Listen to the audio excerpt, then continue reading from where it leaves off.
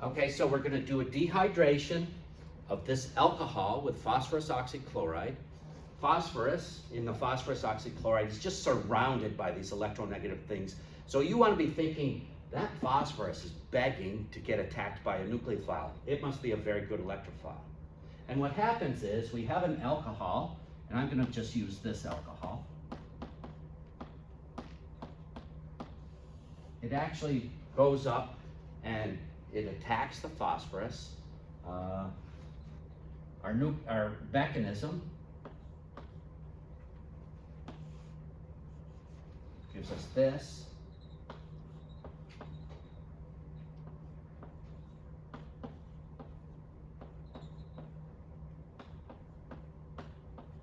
We're not too bothered by all those 5 bonds around phosphorus because it's phosphorus. It's in the 3rd row.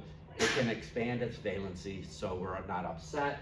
But this looks a lot like the reactions that we're doing in the carboxylic acid chapter. It now then kicks off a chlorine, and it does this.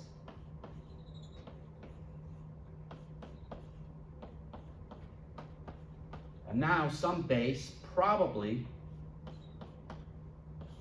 we're in an organic solvent. So in organic solvents, this is actually a decent base. It's not in water. In water, it doesn't do anything.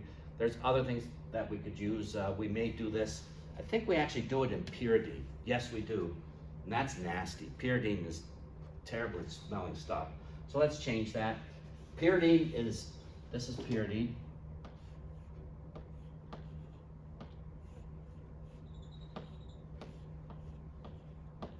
It's a good base because of that lone pair of electrons, and that pyridine is just going to come along, pull off that hydrogen, reorganize the electrons, and then we kick that off, and we end up with, in this particular instance, our organic compound has been dehydrated. Lost the elements of water, and we got a whole bunch of other stuff that we're not going to worry about at this point now. We could look at it, but we're not going to worry about it. That's how we do the dehydration. So we install something that's a good leaving group onto the alcohol. Okay, we could do this stepwise too. We could install sulfonyl chloride onto the alcohol to make a good leaving group and then use a strong base, but we're going to get some interruption with SN2 type of chemistry if we have secondary alcohols, but this will work. This works quite well. The only problem with this reaction is that you have to do everything in pyridine, and pyridine really stinks. Okay, so that's the mechanism.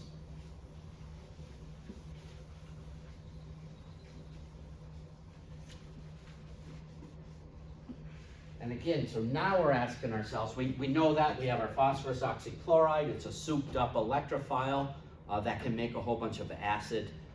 It's also something that just kind of, it doesn't blow up, but it breaks into lots of different things, water, hydrogen chloride, lots of things. So this thing is entropically driven, and we can pull off any hydrogens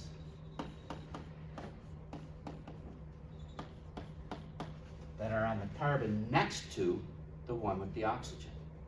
So I can make a double bond here, or I can make a double bond here. Okay, so this particular compound, let's see, we're going to make this double bond. Okay, and we're going to make a double bond over here. We can make that double bond. Oh, and there's probably no reason I could also potentially make this double bond. Okay, now this particular reaction will make one of those. Okay, so I pulled off this hydrogen and this left to make this double bond. That's the one on the far right. I pulled off one of these hydrogens. This came off to make that double bond, and I can make the cis or the trans. Okay, you guys remember Zaitsev's rule. Zaitsev's rule would give you the trans product because it's more stable. One of these is going to be a major product, and the other two are going to be minor products. One's going to be a minor product. This is going to be the second, but that one's going to be made as the major product. We're actually going to learn why in our next section when we start talking about conjugation, and we're going to talk about carbon-carbon double bonds. I suspect you have already been told why in 2533. Does anybody know why that's my major product? I'm sorry, what? That's right, it's the most substituted double bond, so it's more stable. It's the thermodynamically most stable of these three alkenes, okay? The more substitution we have, the more stable the alkene, and in this instance, that favors formation. So this reaction is kind of thermodynamically driven, and we get the more stable compound. I'm just wondering, with that reaction, could, like, after you kick off the chlorine and you're adding it, can't the chlorine come and attack and do like an SN2 and kick out the POCl3? Like, So to make the chloride, yeah. Like, that's mechanistically you could draw that, and as it turns out, it doesn't really happen. Okay, that's what happens when we use the PCl3 instead of phosphorus oxychloride. When we put the oxygen on there, okay, we get a better leaving group, and it likes to leave in an E2 type of elimination. Okay, now to do this, to do an E2, we have to have something over there. So we have to have at least a secondary alcohol.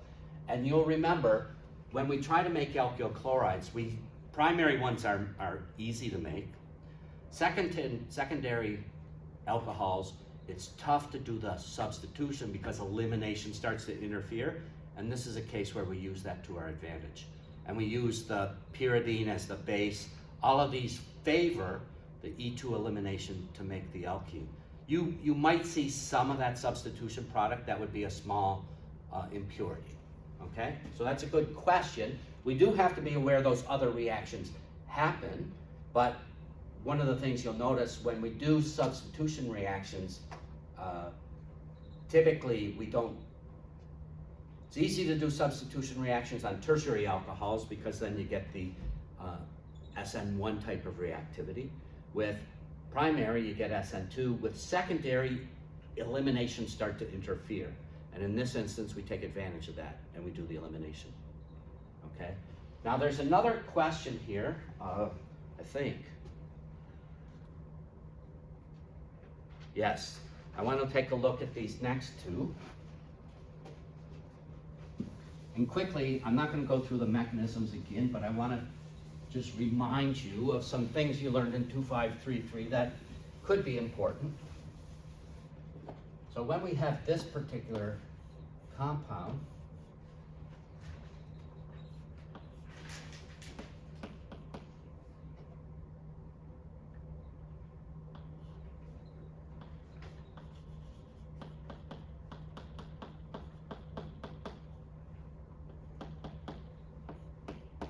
okay, and I'm going to put my H's up here.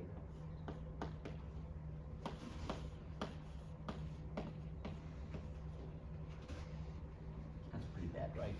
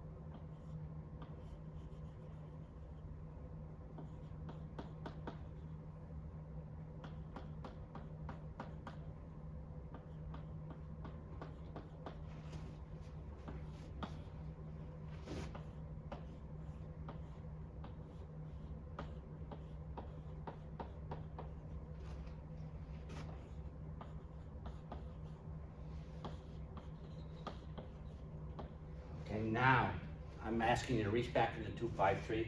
When I react with this, I only get this product, okay? And that pulls off one of these, the double bond is being made here. Okay? Why does it not make this compound? There's a proton there. Does anybody remember why I can't pull that proton off? You're shaking your head yes. You need a hydrogen that's Anti-periplanar, that's right. So our phosphorus does not change the stereochemistry when it reacts with that oxygen. And so it has to pull off a proton that's anti-periplanar. If this one's sticking up, it can only pull a proton off from here. Okay, it can't pull this one off. So the reaction goes around here and we make this alcohol. Or I'm sorry, this double bond over here. Because it can only pull off an anti-periplanar. That's due to anti-periplanar.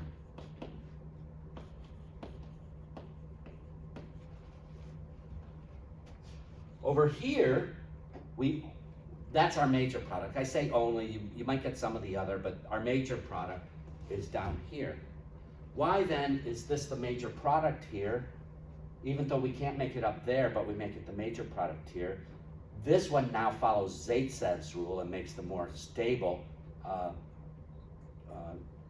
substituted alkene to pull one of those off. It can still do that, you still pull one of those off, but that's a less stable alkene, and here it's the stability of this alkene that drives it. So in this one it can't get there, and in this one it gets there favorably and makes the majority of that particular one. Okay, now having said all that, when we go through that, I do want to remind you that's getting into some pretty fine detail. Okay, so if you have difficulty remembering this, you're not going to fail organic chemistry, right? So don't worry too much about it. That's one of the finer points.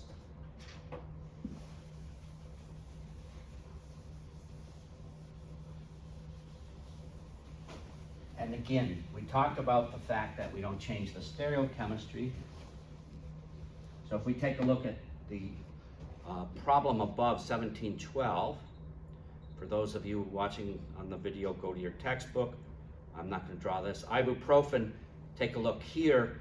We can do this reaction where we install a leaving group with maybe tosyl chloride or triflate, but we install a leaving group. We replace that hydrogen with something that makes it then a good leaving group, and then we can do an SN2 reaction with something like sodium cyanide, and we get an inversion of the stereochemistry there. Okay, that's just to remind you about those types of things with the alcohols.